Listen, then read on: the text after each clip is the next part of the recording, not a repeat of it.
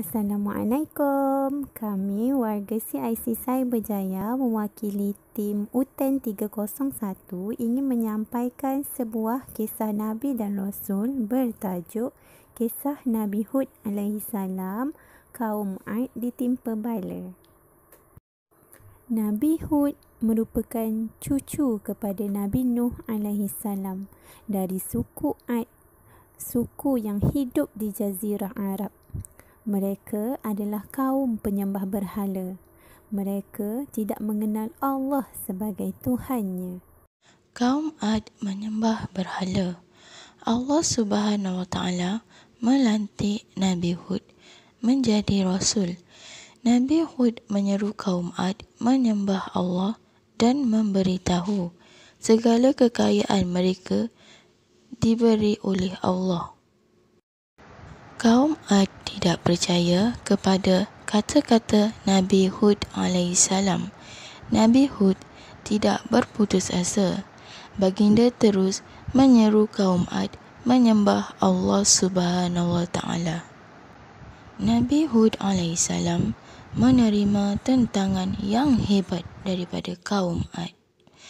Allah Ta'ala menurunkan bala kepada kaum Ad, iaitu kemarau yang panjang.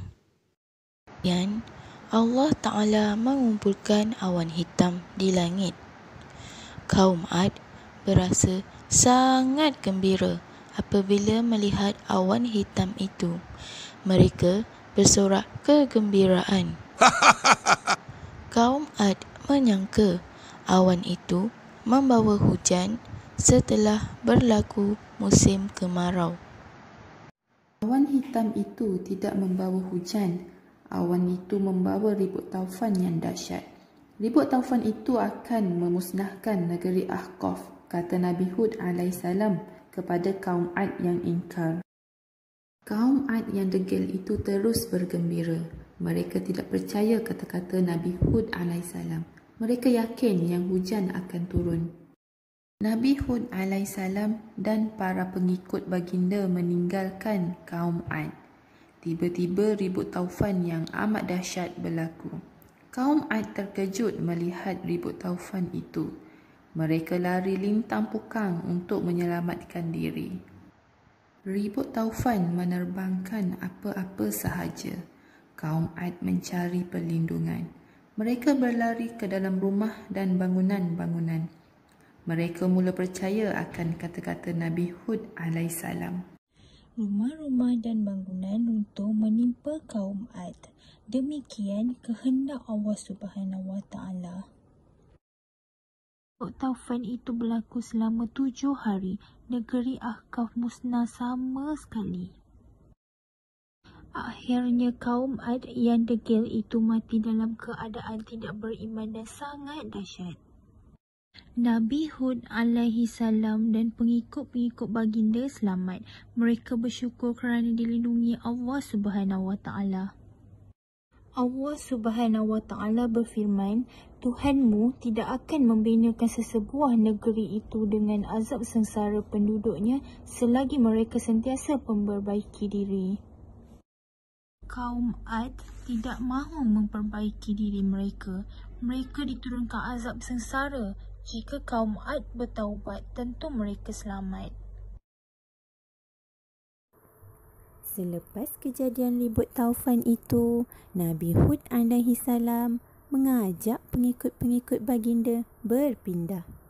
Kita akan berpindah ke sebuah negeri yang diberitahu Allah Subhanahu Wa Taala, kata Nabi Hud AS. Nabi Hud AS dan pengikut-pengikut baginda berpindah ke negeri Hadramaut. Nabi Hud AS dan pengikut-pengikut baginda bercucuk tanam dan menternak binatang. Mereka hidup dalam aman damai kerana diberkati Allah Subhanahu Wa Taala. Yang leaders nak tahu tak apa pengajaran daripada kisah ini? Orang yang sombong akan selalu mendapatkan kerugian. Yang leaders yang soleh dan soleha hendaklah menjadi orang yang sentiasa bersyukur kepada Allah Subhanahu Wa Taala. Segala kesenangan, kekayaan, kebahagiaan semuanya milik Allah. Jadi, untuk apa kita perlu sombong kan?